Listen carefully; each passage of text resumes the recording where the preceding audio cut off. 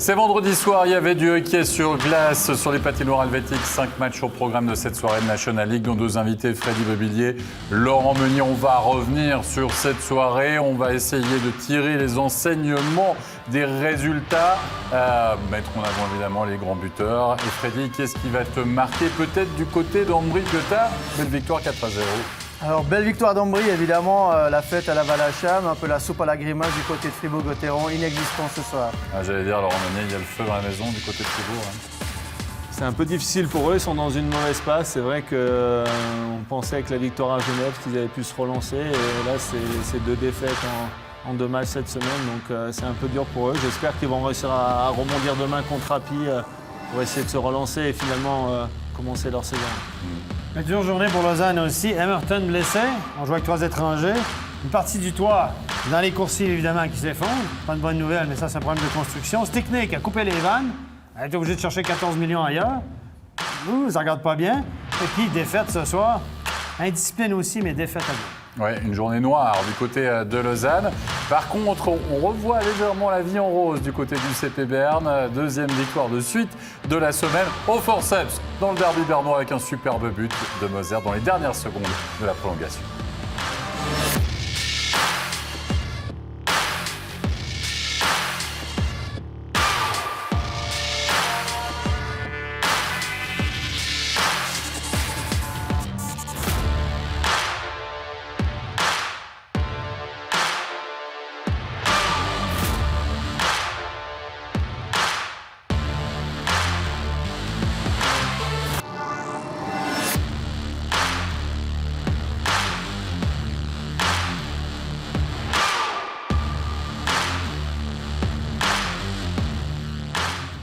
On n'arrête pas de vous le dire, tout est une question de timing. On l'a vu sur le but de Moser, restait une poignée de secondes, paf, on y va jusqu'au bout. Et ça crucifie évidemment son adversaire. On va revenir d'ici quelques minutes, messieurs, sur ce derby bernois. Mais avant ça, on va parler de Genève-Servette. Genève-Servette, c'était la surprise, franchement, de ce début de saison au niveau des résultats, au niveau des performances. Seulement cette semaine, il y a un grand absent du côté de Genève, c'est Tanner Richard, le maître à jouer finalement de cette équipe. Et son absence a peut-être pesé du côté de Rapperswil, puisque les Lakers se sont imposés 2-0 avec des réussites, un doublé de Wellman, 19e minute de jeu. Rowe qui fait un premier shoot et Maillet, on va le voir, qui offre un rebond parfait à Wellman, deuxième poteau, 1-0. Un Genève-Servette finalement qui marque un peu le pas quand même, Freddy Bevillier, dans cette deuxième, à la fin de ce premier tour, on va dire. Fin du premier tour, oui, mais bon, les points qui ont été faits sont déjà faits.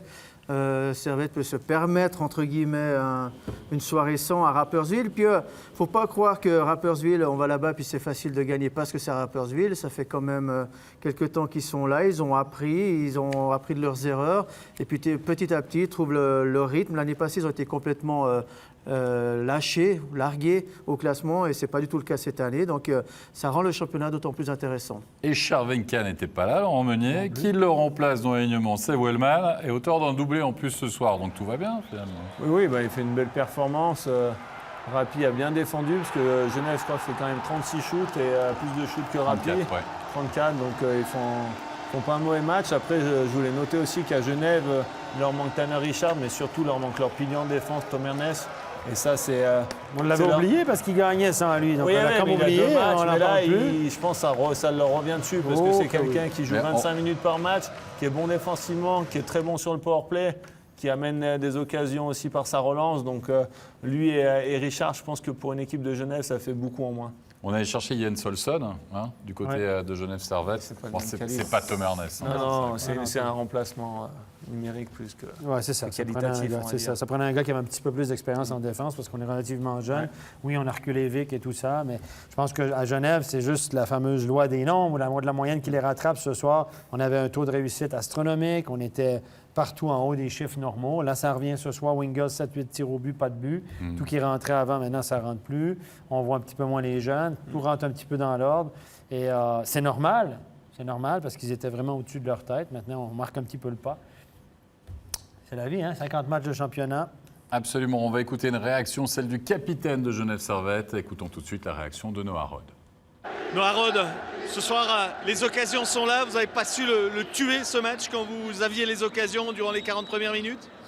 Ouais, c'est comme j'ai dit avant, toute la réussite qu'on a eue au tout début de saison, eh ben, on l'a un peu moins maintenant, mais il faut qu'on continue à travailler, il faut qu'on continue à mettre des pucks devant le goal, du monde devant le goal, et puis la chance va retourner.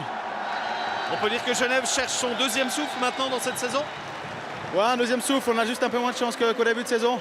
Je pense pas que les gars, quand on a mal joué ce soir, on a pas mal de trucs bien, donc il faut aussi voir le positif. Mais maintenant, c'est clair, pour gagner des matchs, il faut qu'on marque des goals. Pour vous, c'est une première dans la ligne avec Wingels et Winnick. Comment vous vous êtes senti? Je me suis bien senti. Après, on n'a pas eu beaucoup de rythme parce qu'il y a beaucoup de pénalités ce soir. On a souvent joué à 4, souvent joué en powerplay aussi. Donc c'était un peu plus dur qu'un match qu'on jouait à 55 tout le long, mais je me suis bien senti. C'est deux super joueurs, c'est assez facile de jouer avec eux. Merci bien. Denis Smirnov a aligné un troisième triplette. Étonnant qu'on n'ait pas reformé, on va dire, le Smirnov, Wingels et Winnick. Sur la longueur aussi, c'est quelque chose qui est difficile à tenir. C'est un jeune. Là, personne ne le connaissait en début de championnat. Il a fait surprise. Bon, il a fait beaucoup de points en powerplay. Mais là, les autres équipes, ils disent, attends, lui, le kid, il est bon. Là, on va faire un peu de vidéo. Hein? Tu sais, le premier tour, ça va. Il a fait surprise. Mais même là, on n'est pas encore au deuxième tour. Puis là, les équipes, ils ont dit, attention, lui, il joue comme ça. On fait un peu de vidéo. Puis les vieux roublards comme lui, là, ils disent, attends, le jeune, on va s'en occuper ce soir. Là. Il va pas... Non, mais c'est vrai. Non, mais après, ils font... C'est un joueur qui est bon, qui est très très bon en powerplay. On voit qu'il a vraiment une qualité de passe, une qualité de vision. Mais après, c'est un jeune, c'est pas non plus un joueur dominant qui tous les matchs va apporter Genève sur son dos. Donc, ce qu'il a fait, je pense, c'est déjà du bonus pour Genève. Et je pense qu'il va continuer. Hein. Il va continuer à amener sa patte et surtout sur le powerplay. Quoi. Alors tiens, on parlait de jeunesse, on va changer de décor avec le derby bernois, puisque c'est pas forcément la prime jeunesse. Peut-être d'esprit encore en ce qui concerne Andrew Ebet, qui a éclaboussé de sa classe une grande partie justement de ce derby. On a pensé que le CP Berne, Freddy Mobilier, allait plier l'affaire, peut-être pas durant les 20 premières minutes de jeu, assez équilibré, avec un CP Berne qui va quand même virer en tête grâce à Andrew Ebet à la 17e minute. Ouais, et puis cette triplette avec Mossack et Praplon qui est un petit peu en demi-teinte en début de saison. C'est 3 joueurs de talent évidemment, de l'expérience, il y a beaucoup d'attentes sur leurs épaules. Et puis là, ils ont fait une magnifique triangulation, passe en retrait de Mossack pour Praplon et puis une mauvaise couverture défensive de Di Domenico et Ebet. Elle n'a plus qu'à pousser le puck au fond. On attendait ça de lui qui se réveille, il l'a montré ce soir. Oui, gros réveil en effet d'Andrew Ebet qui va continuer son festival en deuxième période en marquant 2 fois, le 2-0, 28e minute de jeu. Et puis Freddy, on parlait, Praplon là, qui s'amuse avec son move très joli, Laurent Meunier, là, au milieu de la glace. Salut, merci, au revoir. Il a mis, comment t'appelles ça, une tasse de thé, là, Glorzer, un peu? Tasse de café. Tasse de café. Non, il a passé le puck dans ses patins, fait une feinte. Joli? Ah, joli, ça part. Il faut de la technique et il faut le faire. Et il avait tout. Petit move en foot à la Zidane, on va dire, pour les puristes. Avec la réduction du score de QAnon, parce que Longno est là, est toujours là, s'accroche tel une sangsue. Freddy Mobilier, finalement, dans cette rencontre, ils aiment bien jouer forcément dans la capitale. C'est David contre Goliath, un petit peu. Ouais, puis c'est bien joué. On a vu cette charge là, de Gagnon contre Bloom, juste devant nous. Là, on la voit sur la gauche. Belle récupération de Pessonen qui joue avec Gagnon et Conan qui est tout seul devant le but. Belle triangulation. Mais on voit que l'importance de finir ses mises en échec pour battre son défenseur. Belle triangulation. Et puis effectivement, Langnau qui lâche jamais son os. Et c'était le bloc de Praplon, Mourchak et Ebet sur la glace. Et 3-1 en supériorité numérique à 5 contre 4. Ebet et Stéphane, tu nous expliquais ô combien il est compliqué de marquer ce genre de but. Écoutez, vous avez vu la retenue. Il a fait feinte de shoot. Ses patins ils sont ouverts. Regardez bien. Cette petite hésitation. Là, hop, feinte de shoot. Ses patins sont ouverts. Un petit peu numéline à l'intérieur. Et puis, il a trouvé, il y avait 2-3 joueurs de Langnau qui se sont mis dans la ligne de shoot. Et puis, il a réussi à retenir son puck. Puis, à la fin, il réussit à la mettre exactement au bon endroit. Techniquement, ça a l'air des gestes faciles, mais sur ton siège, tu le fais très bien. Mais c'est vrai, hein? C'était un mouvement comme ça. Mais c'est vrai, j'ai tendance à gesticuler, mais j'ai bien aimé le spot dance de côté, là. Non, mais c'est... Oui, exactement. Il bouge latéralement, donc c'est très dur à défendre. Et après, il garde sa lucidité et surtout, il est extrêmement précis dans son shoot. Donc, parfait. Je vais replacer ma chaise, parce qu'elle a bougé quand j'ai bougé. Coup du chapeau pour Ebet. On a fait 3 pour le CP Berne. Et franchement, on se dit, CP Berne... Normalement, à domicile, 3-1, Freddy, on doit être en mode gestion, on doit plier la rencontre. Et en troisième période, c'est Langnau qui a marqué 2 fois, c'est le show Pessonen dans tous les sens du terme. Stéphane nous en parlera tout à l'heure. Mais un doublé de Pessonen, comment... C'est quoi? C'est que... On parlait d'un CP Berne peut-être malade actuellement, convalescent en tout cas peut-être ce soir malgré la Je le victoire. disais en tout début de soirée, je disais que finalement le docteur Lutti n'a pas trouvé toutes les solutions encore. C'est vrai qu'on a un CP Berne convalescent qui d'habitude à la domicile est beaucoup plus dominant. Quand il maîtrise son sujet avec 2 buts d'avance, c'est très très difficile de revenir. Et puis là on le voit, d'un coup on laisse un peu des espaces, mauvais back-checking d'Arcobello là sur Pessonen, un peu d'espace. Et puis ça paye pour Langnau. Donc effectivement, CP Berne là ne montre pas un visage de champion en titre. Pas un visage de champion en titre, mais Laurent me dit pendant toute la soirée, Schlegel n'est pas Giannoni, Schlegel n'est pas Giannoni. Sur ce 3e but, on a le sentiment que voilà. J'ai pas l'impression qu'il challenge bien le puck, on n'a pas le sentiment qu'il est super bien placé. C'est un assez bon tir quand même. Hein, on va pas... Ah oui, le tir. C'est un low blocker quoi, en bas du bouclier, juste au-dessus de la jambière du gardien. Donc la qualité de shoot est là. Mais c'est vrai que. Bon, à Pessonen, on va venir. C'est un bon gardien, mais c'est pas Giannoni. C'est pas un très bon. Pour l'instant, il est jeune.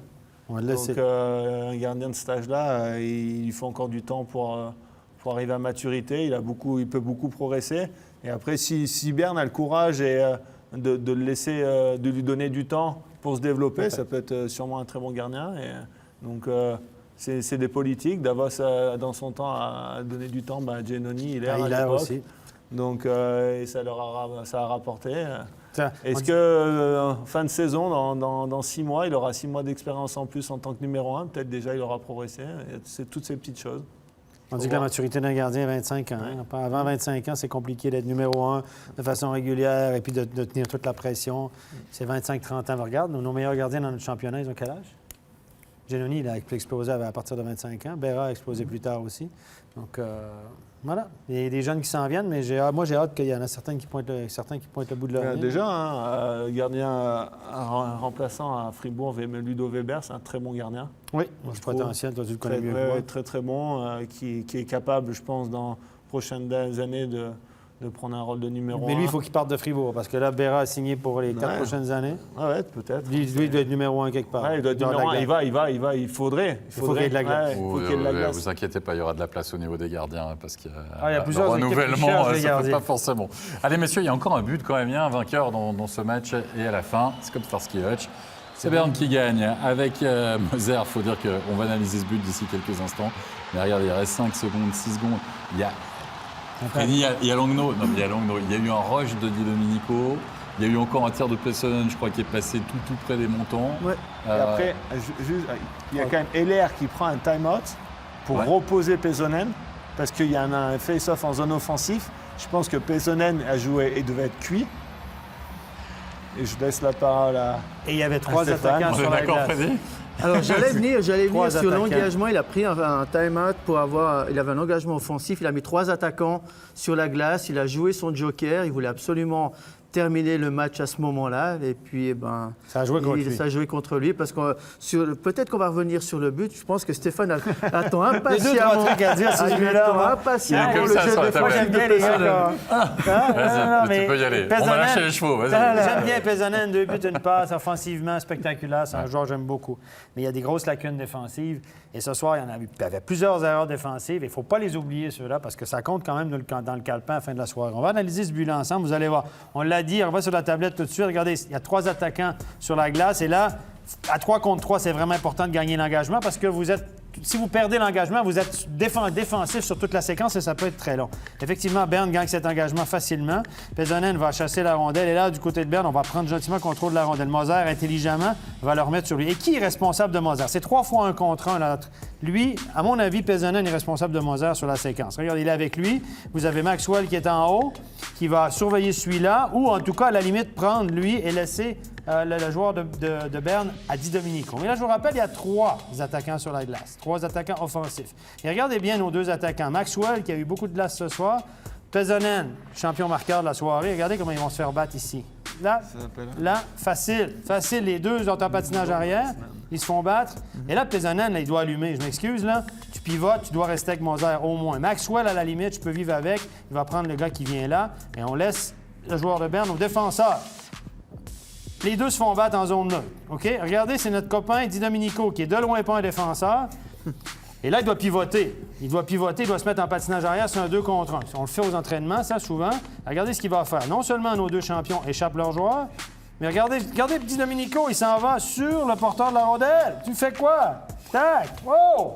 Qu'est-ce qui se passe, ces garçons? Il se retrouve tout seul au but. Oh, que c'est facile, Moser. Le gardien est en plein déplacement. Très beau but de Moser. Mais là, je m'excuse, là. Hein? On l'a dit, c'était un coup de poker de Ehlers en zone offensive. Il a perdu. C'était quête au double, là, il a perdu. Exactement. Mais bien analysé. Non, mais, même Di Domenico, là, il prend un 2 contre 1, il va se mettre en patinage arrière, il fonce sur le gars. On voit toute la difficulté d'être défenseur. Chacun prêche pour sa paroisse, c'est exactement ça. Allez, messieurs, on va écouter une réaction à l'issue de cette victoire du CP Berne, la deuxième de suite, un début d'une belle série peut-être. Non, on va écouter tout de suite la réaction de Vincent Praplan. Vincent Praplan, deuxième victoire de la semaine après les 5 défaites de suite. Pour le moral, c'est parfait. Ouais, c'est sûr. Je pense que ce soir, c'est vraiment ça qui compte, c'est la victoire. C'est sûr que c'était pas notre meilleur match. Je pense que quand on mène 3-1 après 2 périodes, on devrait rentrer avec les 3 points. Mais ouais, comme je l'ai dit, la victoire, elle compte. La manière, elle était pas forcément là, mais on a su se battre jusqu'à la fin. On a su aller chercher ce point en prolongation et puis ça fait du bien au moral, c'est sûr. Un petit mot sur votre ligne d'attaque. Vous étiez avec Mourchak et Ebet. Ebet met un coup du chapeau, mais au-delà de ça, vous vous trouviez très bien les trois. Ouais, c'est sûr. Ça fait, je pense que ça fait 2 ou 3 matchs qu'on joue ensemble maintenant. On a eu un peu de peine à se trouver au début. Les automatismes n'étaient pas forcément là. Mais c'est notre job. Je pense qu'on ne peut pas toujours se compter sur notre première ligne qui doit marquer 3 ou 4 goals chaque soir. Donc c'est notre job à nous aussi en deuxième ligne. On doit marquer des goals. On va faire la différence. C'est pour ça qu'on est là. Donc une bonne performance pour nous. Je pense qu'il y a un peu d'automatisme qui se crée entre nous. Et puis il faut aller de l'avant comme ça. Merci beaucoup, Vincent.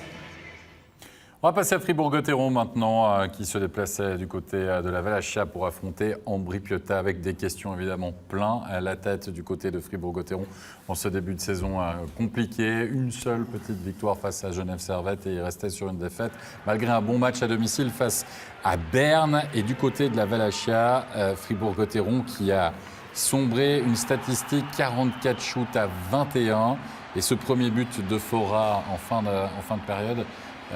Freddy Bobillier, il n'y a rien qui a fonctionné et surtout un Fribourg-Gotteron, si je ne m'abuse, qui avait très peu de tirs après 2 périodes, 8 shoots au goal après 40 minutes de jeu. Ouais, ben là, on voit, c'est un peu l'image, Fora qui est top scorer. Tout fonctionne bien pour lui en ce début de saison. Il regarde le puck, il va au fond des buts. Et puis de l'autre côté, un Berra qui en temps normal pourrait arrêter ce tir et puis faire même la relance derrière. C'est dans la tête que ça se passe du côté de Fribourg. Ils ont les moyens sur la glace, ils ont la technique, ils ont le système, ils ont tout ce qu'il faut. Mais la tête, un peu de la peine à suivre et difficile de... En plus, ils encaissent dans la dernière minute de jeu pratiquement de la première période. C'est OK, on sait que c'est pas facile d'aller jouer à Ambry, 0-0 après 20 minutes. Non, il faut y aller à Ambry pour l'avoir vécu. 0-0 après 20 minutes, c'est pas mal, mais prendre un but comme ça, quand le moral n'est pas là, c'est difficile de redémarrer dans la deuxième. À la fin de la première période, 15-2 les tirs au but pour Ambry. C'est dramatique. C'est dramatique. On a vu des séances de powerplay qui se succédaient du côté de Fribourg. On avance, on va y aller période par période. On va vous les donner au compte. Sans un seul lancé. On va voir ça, on va voir ce qui s'est passé en deuxième période parce que moi je pense que Fribourg a sombré véritablement en deuxième période. On est en fin de jeu de puissance. Le jeu de puissance a sombré une nouvelle fois, j'ai envie de dire, à Laurent Meillet. On allait chercher des joueurs pour marquer des buts dans ce powerplay. Vous êtes bien passé pour savoir, c'était les situations spéciales qui pêchaient la saison passée. Et là, on encaisse quasiment à 4 contre 5, parce que oui, c'est 5 contre 5, mais c'est presque une situation finalement de breakaway, enfin de shot on and goal. Oui, tout à fait. Et surtout qu'en plus, ils avaient donné un 2 contre 1 aussi dans ce même powerplay. Donc c'est vrai que c'est compliqué pour Fribourg à l'heure actuelle. On voit qu'ils se cherchent et qu'ils manquent de confiance et que c'est vrai que j'ai l'impression qu'ils réfléchissent une seconde ou deux en plus à chaque fois parce qu'il n'y a pas la confiance. Donc les choses tout est plus compliqué à l'heure actuelle pour eux, ça se voit. 15 statistiques des tirs au but en deuxième période, 15-6 pour Ambry. On a vu Savovic qui a marqué son premier but de la saison et puis Muller qui va dans la cage vide sceller le score à 4-0. Blanchissage pour Monzato, victoire importante évidemment d'Ambry, faut-il le rappeler aussi. Hein. C'est des matchs à cocher quand vous jouez face à la Lanterne Rouge. C'est quand même la situation actuelle. Mais Fribourg-Gotteron, ça inquiète forcément. Écoutez, le power play, ils ont joué 9 minutes 40 en power play ce soir. Les 7 premières minutes 40, un tir au but. Il a été 20 secondes à 5 contre 3 là-dessus. Un tir au but, puis c'est à 5 contre 3. Donc, ça veut dire que pendant 7-40, on a un tir au but. Et puis, la dernière supériorité numérique, en troisième tiers, on en a 6. Donc, là, on a sauvé les meubles au niveau de la statistique. Ça fait 7 durant le match. Mais les 7 premières minutes 40, messieurs, ça a été... Vous l'avez dit, vous avez suivi plus ce match-là du coin de l'œil. Une petite tendance fribourgeoise, je ne sais pas pourquoi. Non, mais c'est vrai. Léventine. Léventine, non, mais c'est vrai. Et là, c'était vraiment pénible. 44 les tirs au but à 21, mais on a sauvé les meubles au niveau des shoots dans les 3 dernières minutes. Mais je suis d'accord, Steph, mais la seule absence de Sprunger explique ça, finalement, Laurent, ou pas? Bon, sur le powerplay, c'est sûr que ça peut l'expliquer un peu. Julien, c'est quand même une pièce maîtresse de l'équipe et du powerplay. Ouais. Et en tant que droitier, en plus, on n'en sort pas tout. Là, c'est Rossi qui le remplace. Oui, après, c'est un très bon shooter. Oui, mais c'est pas la même chose. C'est pas Julien. Julien, il est capable de faire beaucoup de choses, on le sait. Mais c'est vrai qu'il y a la qualité, hein, Fribourg, pour réaliser mieux. Ce soir, c'était compliqué pour eux. On a en plus Valzer, je crois, qui s'est blessé. On va voir ces images. Ils perdent peut-être 2 joueurs. Valzer et Le Tac. Sur des shoots bloqués. Donc bon, là, c'est un joueur de son propre équipe qui lui shoot dessus. Ça, c'est Valzer. Ça, c'est Valzer. Je pense qu'il l'a eu dans le dos ou dans les côtes, visiblement. Regardez, il l'a eu juste au-dessus de la cuissette. Ah non, juste dans la tête. Ouais, j'espère que ça va bien, que c'est pas, ça, pas trop grave. Ouais, ça peut faire... Ça, c'est pas de chance. Ça peut faire des commotions. Ouais. Là, Lotac, regardez bien. Là, il s'est pris bien dans la tête. Boum! Une porton, là. J'espère que c'est pas trop grave. J'espère qu'il l'a eu à moitié sur le casque. Des fois, ça touche un peu le casque, ça amortit. J'espère qu'il l'a pas eu sur la mâchoire. Parce que là, il se prend le visage, le nez. Quand il n'y a rien qui va, il n'y a rien qui va. À mon avis, ça a tapé la visière, parce que sinon, il saignerait plus que ça. J'espère, mais que c'est... Oh là là. Donc, s'ils perdent encore 2 joueurs... Mais même la visière, après, elle cogne, ça fait quand même... Moi, j'ai une autre statistique que j'aimerais vous donner, parce que j'ai regardé ça attentivement. Dernay, en 5 matchs, c'est le 6e match ce soir de Fribourg. En 5 matchs, il avait 5 tirs au but Dernay. Ce soir, il en a 1. C'est 6 tirs au but en 6 matchs. Oui, c'est un passeur, c'est un fabricant de jeu, mais à un moment donné, si tu joues 3 quarts des power plays, tu joues 1 minute et demie sur chaque power play, tu dois quand même... Une fois ou l'autre, choper la cage. Moi, à mon avis, c'est pas suffisant. Stahlberg n'avait pas tant de tirs au but non plus depuis le début de l'année. C'est Goodnarson qui en avait le plus parce qu'il a depuis la ligne bleue. Ouais. Mais moi, c'est quand même quelque chose qui tourne pas rond. Là. Tu parles de David Desharnais. Moi, je vous propose de l'écouter à l'interview après cette débâcle de Fribourg-Gotteron du côté de la Léventine. On écoute tout de suite la réaction de David Desharnais. David Desharnais, expliquez-nous avec vos mots ce qui s'est passé ce soir ici à Ambry. Embarrassant, en un mot. On est sorti très... on n'était pas prêt. On savait qu'il allait sortir fort. L'avantage numérique n'a pas été capable de nous donner un push. C'est triste. Avec le début de saison de Fribourg, on a l'impression que vous aviez besoin de tout sauf ça, finalement. Oui, c'est sûr, mais c'est à nous à trouver les réponses. Il n'y a personne qui va s'en sortir à part nous, les gars dans la chambre. Il faut trouver une façon de répondre. Merci. Aux gars de trouver la solution, messieurs, Freddy, c'est aux joueurs de se sortir finalement de cette situation. Et pourtant, tous les regards vont être tournés vers un homme et pas vers les joueurs demain. Ça sera en direction de Mark French. Ouais, les gars, je crois que ça inclut tout le monde. Hein. Finalement, ils sont tous sur le même bateau. Et, celui qui dirige le bateau, bien sûr, c'est l'entraîneur. Mais si les rameurs se mélangent les rames, on peut rien faire. Et puis je crois que c'est effectivement le cas actuellement. Il n'y a rien qui fonctionne. En regardant effectivement du coin de l'œil le match, des choses qui paraissaient simples les années précédentes ou même en début de saison qui commencent à devenir compliquées, des choix qui ne sont pas logiques, des positionnements qui ne sont pas adéquats, même un Reto Berra qui balbutie son hockey. Tout est réuni pour que Fribourg-Gotteron démarre... allez, on peut lancer le mot, une petite crise quand même là. Bien sûr, ils ont moins de matchs joués que les autres, mais néanmoins, ils n'ont encore pas gagné un seul match dans le temps réglementaire. Et ce n'est pas suffisant pour cette équipe. Puis là, demain, match à la maison contre Rapperswil. Là, les joueurs, ils rentrent ce soir, ça tourne dans la tête. Là, ils se disent demain, à la maison contre Rapi, on n'a pas le droit à l'erreur. Les joueurs vont serrer la canne. Et là, je pense que tout ce que tu espères, c'est un super début de match. Exactement, je pense ça va être le but, c'est de lancer le match et d'essayer de marquer tôt pour essayer de reprendre un minimum de confiance, quoi, surtout. On a l'impression vraiment que là, ils se posent beaucoup de questions et qu'ils n'ont pas trop confiance. Donc, il va falloir vraiment bien attaquer le match et essayer de marquer rapidement pour se lancer dans ce match. Mais là, tes joueurs, tu rentres à la maison ce soir, tu penses à ça tout le temps puis tu te mets de la pression pour demain ou tu essaies de penser à autre chose puis dire on verra bien demain soir à 6h15 quand je vais arriver à partir? Ou le temps de rentrer en bus, tu as le temps de. Non, mais comme joueur, t'es quoi ta tactique? C'est de dire écoute, là, on passe à d'autres choses? Ah oui, il faut passer à autre chose. Tu peux pas, il faut évacuer. Là, tu es obligé, c'est un non-match. S'ils n'ont pas fait un bon match. Il faut être honnête, ils ont pas, le premier tiers, ils n'étaient pas vraiment là. Après, Ambry a très bien joué, Ambry a joué son jeu. Mais c'est vrai que sur ce match-là, ils n'ont pas été assez bons. Donc là, OK, on n'a pas fait un bon match, on met ça de côté. Maintenant, qu'est-ce qu'on se concentre? On se concentre demain. Maintenant, ça, on ne peut plus rien changer à ce match-là. Donc là, on se projette sur le demain. On essaye de bien se préparer, bien récupérer, bien manger, bien boire.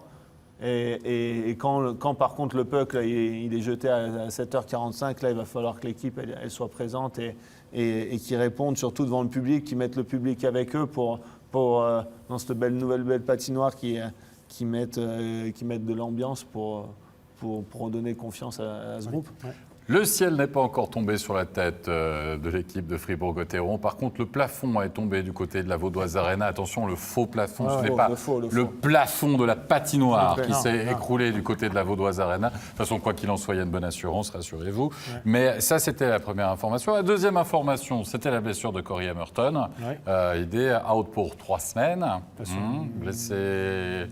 Bas du corps, adducteur, on ne sait pas. Ça ressemble à ça, une blessure. Ça ressemble à ça. 3 semaines, en général, c'est le temps d'une blessure musculaire. Hein? Mais ça, quand même, vous perdez votre joueur, entre guillemets, le plus en forme depuis le début de la saison. Très bon, on est d'accord, offensivement, en tout cas. Et ensuite, on apprend aujourd'hui que le propriétaire du club n'aurait pas honoré certains engagements à hauteur de 14 millions au niveau de la Vaudoise Arena, hein, pas du budget du club et de l'équipe, etc. Qu'on a déjà trouvé une solution au niveau de partenaires du côté du club. Et des amis de M. Depreux. On a trouvé le 14 millions entre 7 personnes, semble-t-il, réparties de façon probablement inégale, mais en tout cas, on l'a trouvé l'argent. Sous forme d'un prêt, par contre. Sous forme d'un prêt, parce que le propriétaire devrait rembourser l'année prochaine. Il y aura une année pour rembourser. Une année pour rembourser. Sinon, on nous dit qu'il sera éjecté comme propriétaire. Alors, je ne sais pas comment on va faire. En tout cas, il y a sûrement une technicalité. Donc, pour M. Stickney, pourrait être éjecté comme propriétaire à ce moment-là. Alors, la question qu'on se pose, c'est qu'il avait déjà mis pas mal de millions. Il a arrêté, coupé les ventes tout à coup. Il se 14 millions de non-payés. On ne sait pas est-ce qu'il a les fonds? Est-ce qu'il a décidé d'arrêter? On ne maîtrise pas toute la situation. Voilà les informations qui ont été données aujourd'hui, inquiétant ou pas. Par notre collègue Jérôme Reynard de 24 heures qui a publié donc ces informations. À voir la réaction aussi de Stickney, notamment le propriétaire du club du Lausanne Hockey Club, s'il y aura réaction, notamment dans les prochaines heures, voire demain. Allez, on va s'intéresser maintenant à ce club donc, du Lausanne Hockey Club. Vous l'avez compris, on ne part pas avec forcément tous les atouts dans son jeu et on va pourtant bénéficier d'un penalty après 2 minutes de jeu pour une faute de Kevin Fay et c'est Tyler Moy qui va se retrouver face à Jonas Hiller. Regardez avec un slash, un bon slash à 2 mains pour le déranger. Et puis c'est Tyler Moy qui sera désigné pour aller tirer. Mais ça va être compliqué. Regardez, il va s'en aller sur son back-end. Bel arrêt d'Hiller quand même. Hiller n'a jamais été pris au dépourvu, il n'a pas bougé, il n'a pas fait le premier geste. Très serein, Jonas Hiller, sur cette séquence-là.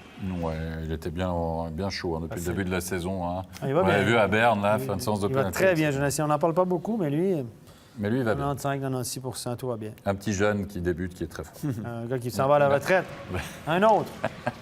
Allez, on va assister à l'ouverture du score. Robin Léoné, 27e minute de jeu, breakaway, et qui peut échapper dans son couloir avec un Beat Forster, me semble-t-il, qui sent peut-être Freddy Babillier le poids des années.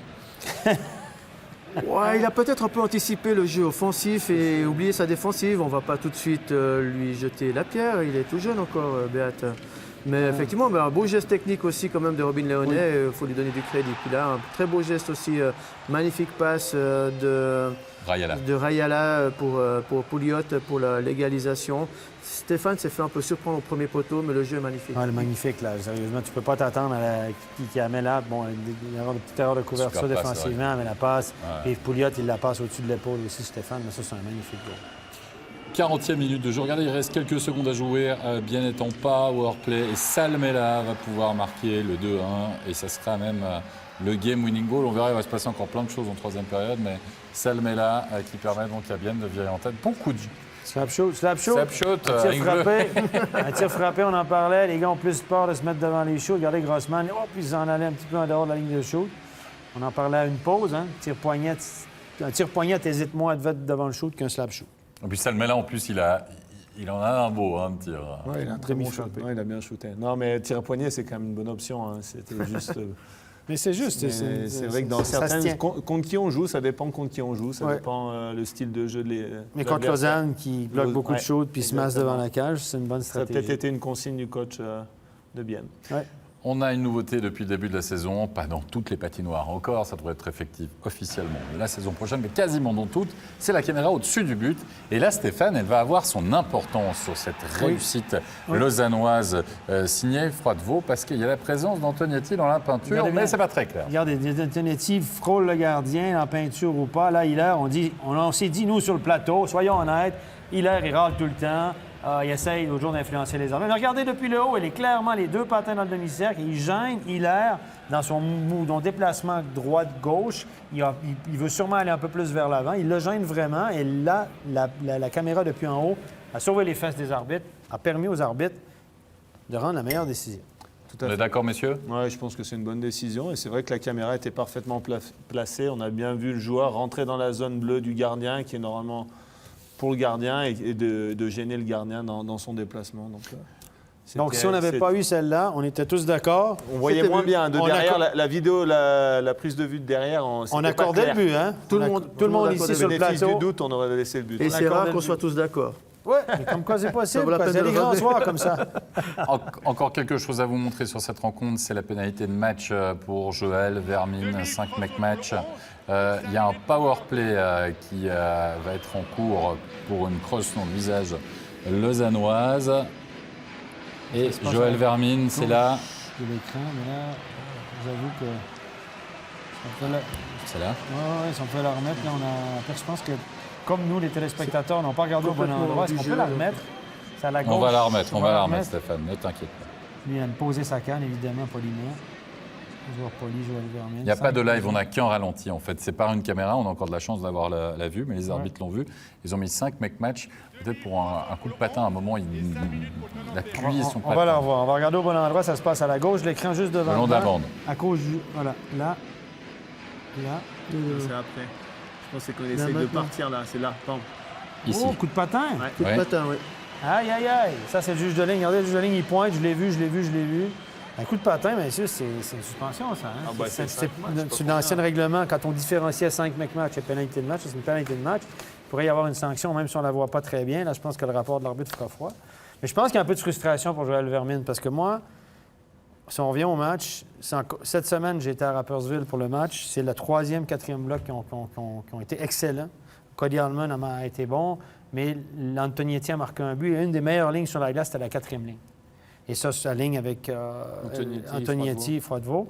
Et ce soir, c'est eux qui marquent le but. C'est Léoné qui marque le but, un gars de 4e bloc. Ils ont fait un excellent travail. Et ça, c'est bien quand le 4e bloc te donne un but par match. Mais quand tu as que ce but-là, ça veut dire que les 2-3 premiers blocs ne font pas leur job. Et c'est inquiétant parce que là, depuis le début de l'année, M. Jeffrey, c'est un excellent joueur que j'adore. Depuis des années, il est dominant, régulier. Et là, il est aux fraises complètement. Il a 2 points depuis le début de l'année. Il est en pleine crise de confiance. On va reparler, messieurs, certainement de Jeffrey pour ces prochains jours, mais on va devoir avancer un tout petit peu. 44 shoots à 37, 44 shoots reçus par Tobias Stéphane. Il a encaissé que 2 buts, ça veut dire s'il a un pourcentage élevé quand même et qu'il a fait le job ce soir, et notamment dans une grande période à 5 contre 3, il a maintenu son équipe dans le match. On va écouter tout de suite le portier du Lausanne Hockey Club à l'interview. Tobias Stéphane, le LHC paye son indiscipline ce soir. Oui, c'est dommage. Je pense qu'on a fait un assez bon match. On a perdu le match, je pense, aussi à la fin avec les pénalités là.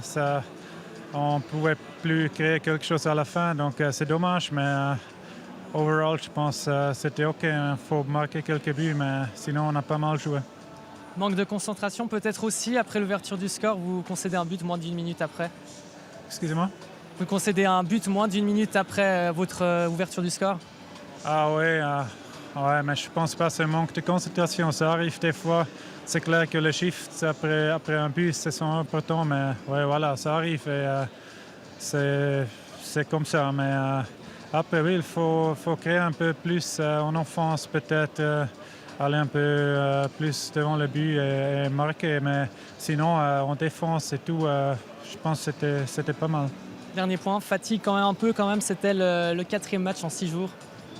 Non, pas vraiment. Je pense que l'équipe n'est pas fatiguée. On a assez de pauses. On ne s'entraîne pas beaucoup pour l'instant. Donc, on reprend l'énergie avec notre jour de congé. Merci beaucoup, Tobias. Allez, on passe d'un gardien à l'autre après avoir entendu Tobias. Stéphane, on va écouter Jonas Hiller. Jonas Hiller, très bonne prestation du HC Bienne, solide jusqu'au bout. Ouais, je crois que c'est toujours plus facile de gagner si on reçoit qu'un but, pas comme les derniers matchs. On a aussi beaucoup plus. Et puis autrement, je crois offensivement, on a bien joué. Et puis on pouvait aussi bien marquer quelques buts de plus. La réaction était importante devant votre public après 3 défaites consécutives. Ouais, des fois ça prend pas beaucoup d'aller d'un côté ou l'autre. Je crois que personne n'était content dans le vestiaire. Alors on savait bien. Et puis contre Lausanne, c'est pas facile. C'est une équipe assez forte. Ils ont bien patiné. Et puis ils sont toujours dangereux pour des attaques. Et puis on a aussi un peu la chance la première tiers, mais autrement on a bien joué. Au final, où est-ce que vous avez vraiment fait la différence ce soir?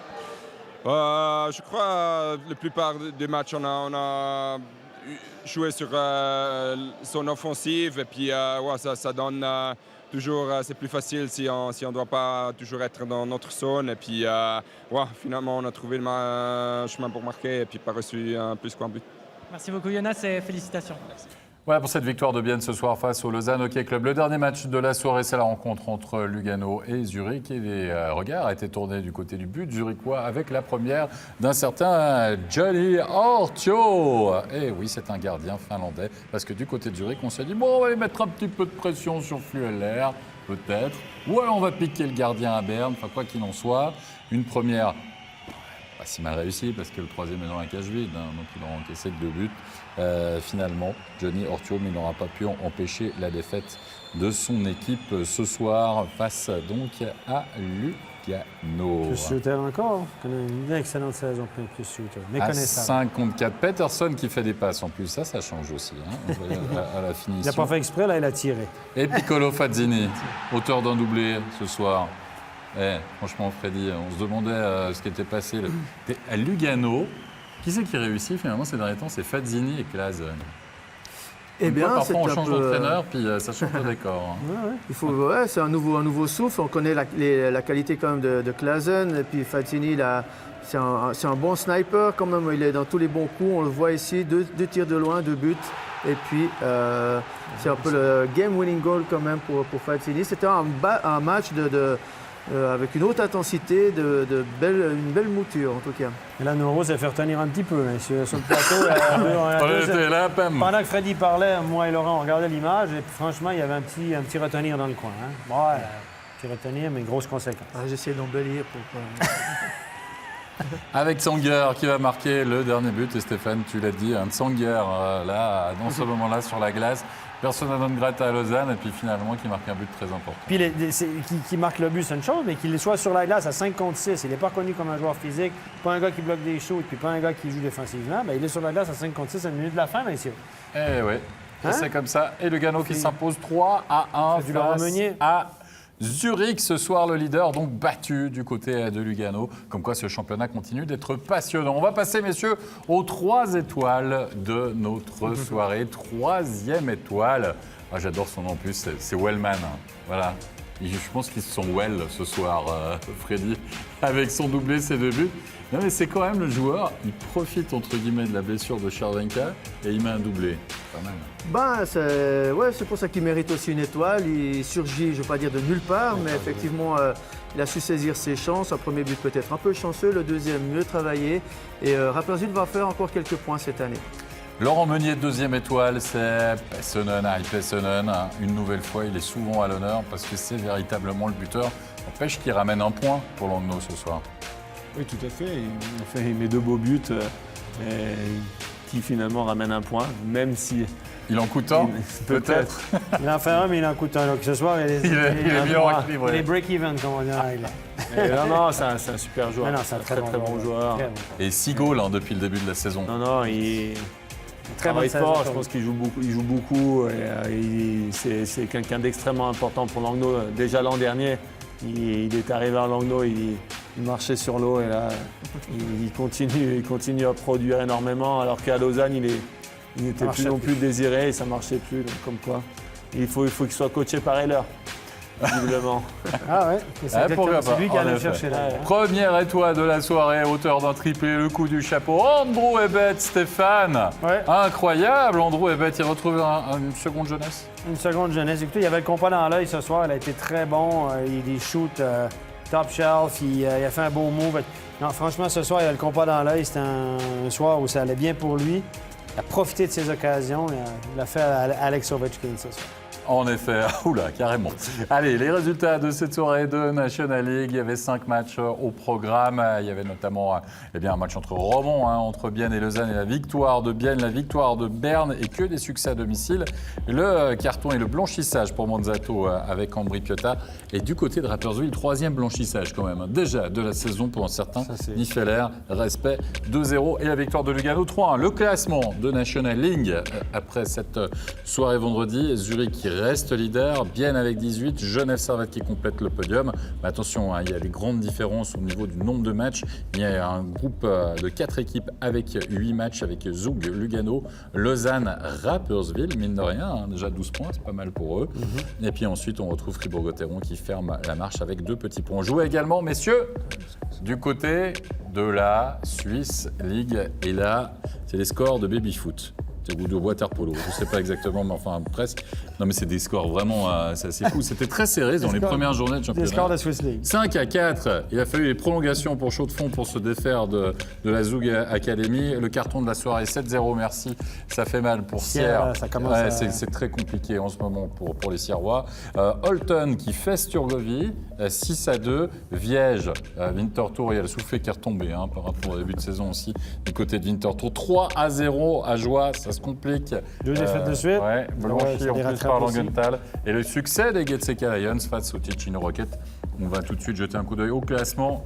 Ajoie est toujours leader, mais co-leader avec Cloton désormais, Turgovie, Langenthal et Chaux de Fonds, voire même Holton, en 4 points. Viège avec un match en moins, c'est vous dire si c'est serré là aussi. Les Getseka Lions est sous la barre. Winterthur, les Ticino Rockets et surtout Sierre qui ferment désormais la marche avec pourtant 8 matchs. On arrive à la fin de ce studio. Le temps de remercier nos invités. Merci beaucoup, messieurs les spécialistes Rudy Babillier et Laurent Meunier. On se retrouve, Stéphane, demain 19h25. Pour de nouvelles aventures. Ouh là là, Zug Bienne, ça promet, ça.